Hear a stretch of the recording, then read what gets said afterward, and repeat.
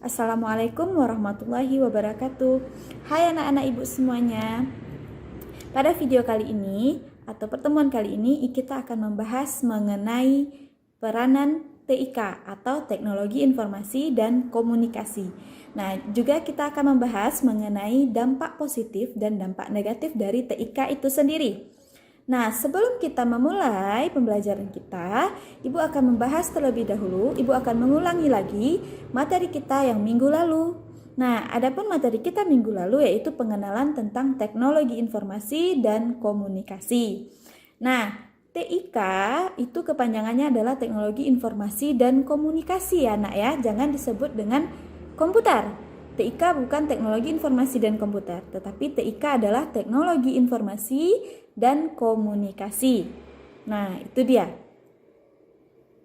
Nah, teknologi informasi, teknologi itu disebut dengan sebuah alat, dapat disebut dengan sebuah alat. Nah, kalau dia teknologi informasi berarti dia adalah sebuah alat yang digunakan untuk mendapatkan informasi atau berita. Nah, itu dia teknologi informasi. Kalau teknologi komunikasi, dia merupakan sebuah alat yang bisa kita gunakan untuk berkomunikasi atau berbicara dengan orang lain. Nah, itu dia anak ya. Nah, adapun alat-alat atau teknologi dari informasi itu adalah bisa kita gunakan televisi, radio, kemudian kita juga bisa gunakan komputer dan HP. Nah, itu adalah teknologi informasi. Nah, sedangkan kalau teknologi komunikasi yaitu ada telepon, ada telegraf, kemudian ada HP atau handphone, dan juga ada komputer. Nah, itu dia yang sudah kita pelajari pada pertemuan minggu lalu. Nah, sekarang kita masuk kepada peranan penting. Peranan teknologi informasi ini biasanya digunakan di dalam dunia apa saja. Nah, yang pertama kita coba perhatikan yaitu ada teknologi informasi dan komunikasi ini digunakan di bidang pendidikan. Nah, kalau di bidang pendidikan anak-anak ibu pasti sudah tahu. Ada itu teknologi informasi dan komunikasinya yaitu adalah menerapkan e-learning, sistem e-learning. E-learning itu adalah belajar menggunakan sistem komputer atau sistem digital. Jadi kita tidak perlu tatap muka, seperti ini saja kita bisa melakukan pembelajaran. Itu contohnya. Nah, kemudian ada lagi peranan TIK ini dalam bidang olahraga. Nah, contohnya adalah anak-anak ibu bisa menonton olimpiade ataupun kegiatan futsal. Pertandingan futsal, anak-anak ibu bisa melihatnya menggunakan TIK, menggunakan teknologi informasi dan komunikasi ini. Nah, contohnya adalah televisi tadi. Kita bisa menonton pertandingan olahraga atau pertandingan futsal dengan menggunakan televisi. Itu dia. Jadi kita tidak perlu susah-susah untuk datang ke lokasi untuk melihat pertandingannya, tapi kita cukup melihat di televisi saja. Kemudian ada lagi di bidang bisnis. Nah, bidang bisnis ini TIK juga sangat berpengaruh. Contohnya yaitu ada e-mart atau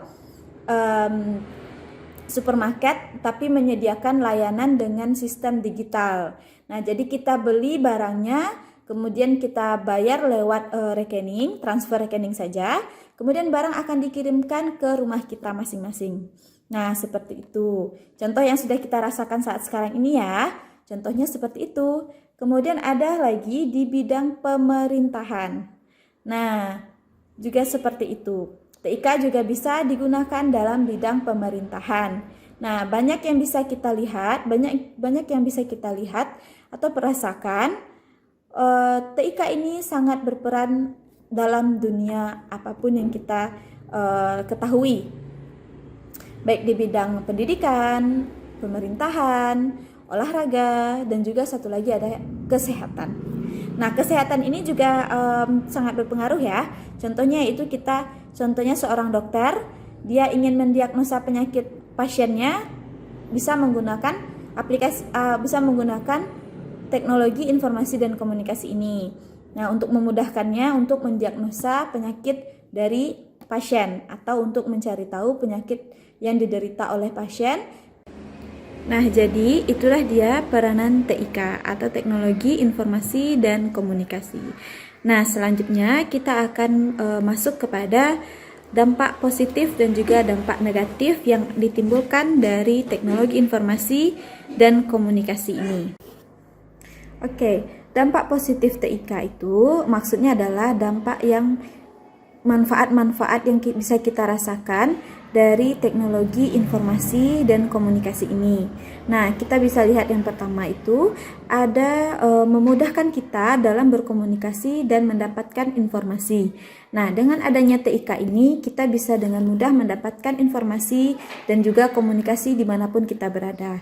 Nah, contohnya itu jika kita ingin mengetahui informasi-informasi apa saja yang terjadi sekarang di dunia di belahan dunia manapun, kita bisa mencari tahunya melalui televisi atau melalui HP. Nah, itu salah satu contohnya. Nah, manfaat dari TIK itu sendiri yang kedua adalah membuka peluang bisnis baru. Nah, maksudnya di sini adalah adanya TIK itu dapat membuka peluang bisnis ataupun peluang usaha-usaha yang baru. Nah, contohnya usaha menjual makanan bisa kita jual dengan online. Kemudian ada menjual baju, bisa juga dijual dengan online, atau jasa-jasa juga bisa kita jual online. Itu dia. Kemudian yang manfaat yang ketiga yaitu meningkatkan layanan informasi kesehatan jarak jauh. Nah, jadi dengan contohnya yaitu ada aplikasi Halodoc. Contoh dari aplikasi Halodoc itu memudahkan kita untuk mengetahui informasi-informasi kesehatan. Jadi kita tidak perlu lagi jauh-jauh atau susah-susah pergi ke rumah sakit untuk menanyakan gejala-gejala suatu penyakit tertentu kepada dokter, tapi kita cukup membuka sebuah aplikasi. Nah, contohnya tadi aplikasi Halodoc, kita bisa menggunakan atau memanfaatkan aplikasi tersebut untuk mengetahui informasi dari kesehatan. Contohnya, kita ingin mengetahui bagaimana gejala-gejala dari penyakit COVID. Nah, untuk mengetahui gejalanya, kita bisa lihat saja di Halodoc, aplikasi Halodoc, atau kita juga bisa memanfaatkan mesin pencari untuk mendapatkan informasi kesehatan tersebut. Nah, manfaat TIK yang keempat yaitu adalah memperkaya kebudayaan. Nah, dengan adanya TIK ini kita bisa memperluas ilmu kita tentang kebudayaan-kebudayaan yang ada di Indonesia atau di luar Indonesia. Nah, contohnya, misalnya ibu ini adalah orang Minang gitu kan, kebudayaan Minang misalnya. Nah, ibu ingin mengetahui bagaimana budaya orang-orang Jawa misalnya. Apa saja yang ia lakukan ketika bagaimana adat istiadat yang berlaku di Jawa tersebut. Nah, jika ibu ingin tahu, ibu tidak perlu susah-susah dan mengeluarkan biaya mahal untuk ke Jawa, tapi ibu cukup mencari informasinya menggunakan TIK saja. Nah, ibu bisa memanfaatkan mesin pencari atau ibu bisa memanfaatkan juga televisi atau yang lainnya. Nah, misalnya ibu ingin mencari tahu tentang kebudayaan Jawa. Ibu tinggal buka HP ibu searching di sana atau ibu cari di mesin pencari, baik itu menggunakan Google Chrome maksudnya. Menggunakan Google Chrome atau menggunakan Firefox. Nah, ibu cari, kemudian akan muncul nanti informasi-informasi yang ibu butuhkan. Nah, itu dia contohnya. Nah, itulah dia beberapa manfaat atau dampak positif yang bisa kita rasakan menggunakan teknologi informasi dan komunikasi. Nah, di samping ada dampak positifnya, tentu ada dampak negatif. Nah, dampak negatif itu adalah kelemahan dari teknologi informasi komunikasi itu sendiri. Nah, kita akan lihat untuk kelemahannya. Nah, yang pertama itu adalah penipuan, adanya penipuan. Nah, dengan adanya teknologi informasi dan komunikasi ini, tingkat penipuan pun akan semakin tinggi. Contohnya itu, misalnya kita ingin membeli sebuah baju misalnya. Beli baju melalui Shopee.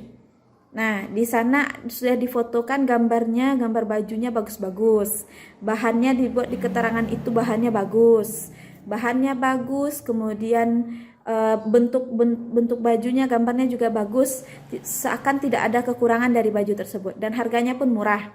Tetapi setelah sampai di tangan kita, setelah kita beli dan sampai barang itu ke tangan kita, kita cek.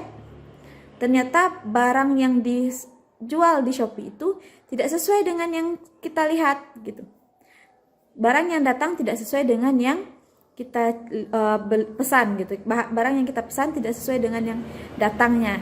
Jadi yang datang adalah baju yang tidak sesuai dengan yang disebutkan oleh pembeli tersebut. Nah, sehingganya itu merupakan terjadilah kerugian bagi kita ya. Kita merasa dirugikan. Kenapa? Karena tidak sesuai tadi. Kemudian kita cek, bisa jadi barangnya ada yang sobek atau barangnya bahannya tidak bagus atau modelnya tidak seperti itu, ukurannya yang terlalu kecil. Nah, bisa jadi atau orang tersebut mengirimkan baju yang tidak sesuai dengan yang kita pesan. Misalnya kita memesan baju yang baju muslim misalnya, tapi yang dikirim adalah baju dengan lengan pendek misalnya. Nah, itu juga bisa disebut dengan penipuan. Nah, kemudian kita lihat yang selanjutnya, dampak negatifnya yaitu ada perjudian. Nah, karena sekarang itu sudah mulai merupakan era digitalisasi semuanya sekarang ya. Jadi apa-apa sekarang dibuat digital, apa-apa sekarang bisa online gitu. Belanja bisa online, kemudian menonton TV juga bisa online, kemudian apalagi berkomunikasi dengan teman bisa online, kemudian juga bisa berjudi pun bisa online gitu. Nah, judi online itu sebagaimana yang kita tahu, jangankan judi online, judi yang tidak online pun itu dilarang oleh Allah kan, apalagi yang online-nya. Nah, itu sama-sama merupakan perbuatan yang buruk. Jadi kita tidak boleh mengikuti kelemahan-kelemahan dari digitalisasi ini. Jadi anak-anak ibu harus pandai memilih mana yang bermanfaat untuk anak-anak ibu dan mana yang tidak bermanfaat bagi anak-anak ibu. Nah, kalau misalnya judi tadi itu judi itu bisa diselipkan oleh orang melalui game. Nah, ada gamenya itu. Dia taruhan di sana. Taruhannya menggunakan uang misalnya.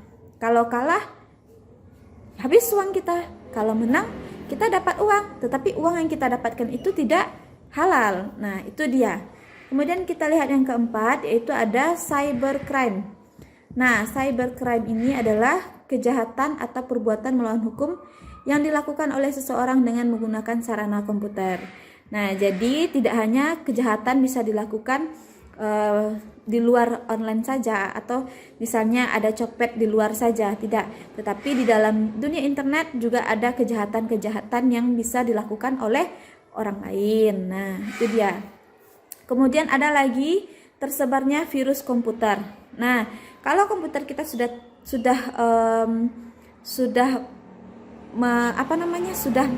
mendapatkan akses jaringan atau akses internet, otomatis akan gampang virus-virus yang dibawa oleh yang ada di situs web atau yang ada pada game itu bisa menempel ke komputer kita. Nah, akibatnya adalah komputer kita bisa rusak atau bisa membuat kinerja atau pekerjaan dari komputer kita itu melemah. Jadi bisa jadi dia hang atau lambat dia bekerjanya. Nah, itu dia ya salah satunya. Kemudian itu saja. Nah, jadi itulah dampak negatif yang ada pada TIK. Nah, sebenarnya masih banyak dampak positif ataupun dampak negatif yang bisa kita rasakan, tetapi Ibu hanya menjelaskan beberapa saja. Nah, jadi untuk anak-anak Ibu harus pandai, harus bisa memilih mana yang perlu kita gunakan dalam TIK itu, mana yang tidak perlu kita gunakan. Contohnya, misalnya kalau rasanya yang kita dapatkan dari TIK ini adalah yang buruk, maka kita tidak perlu lanjutkan. Kalau seandainya yang baik yang datang, maka kita lanjutkan. Nah, Itu dia contoh. Jadi anak-anak ibu harus bisa memilih ya. Nah, anak-anak ibu pasti suka bermain game. Boleh bermain game, boleh. Tetapi harus bisa anak-anak ibu mengatur waktunya. Kapan kita bisa boleh bermain game dan kapan yang tidak boleh bermain game. Nah, itu dia ya, Nak ya. Jangan biasakan kita untuk bermain game. Nah, jangan biasakan diri untuk bermain game. Game itu memang asik, memang menyenangkan karena dia itu merupakan suatu hiburan. Tetapi jika kita selalu main game itu juga akan merusak mata, merusak otak kita. Nah, itu dia, sikap kita juga kena nantinya. Nah, kita akan melawan kepada orang tua kita, juga kita akan lebih emosi, gampang emosi. Sedikit orang tua kita nanya, kita emosi jawabnya. Jadi jangan terlalu berlebihan bermain game. Boleh bermain game tetapi ingat waktunya. Nah, sampai sini paham ya, Nak ya? Nah, Ibu tutup pembelajaran kita dengan membacakan hamdalah. Alhamdulillahirabbil alamin.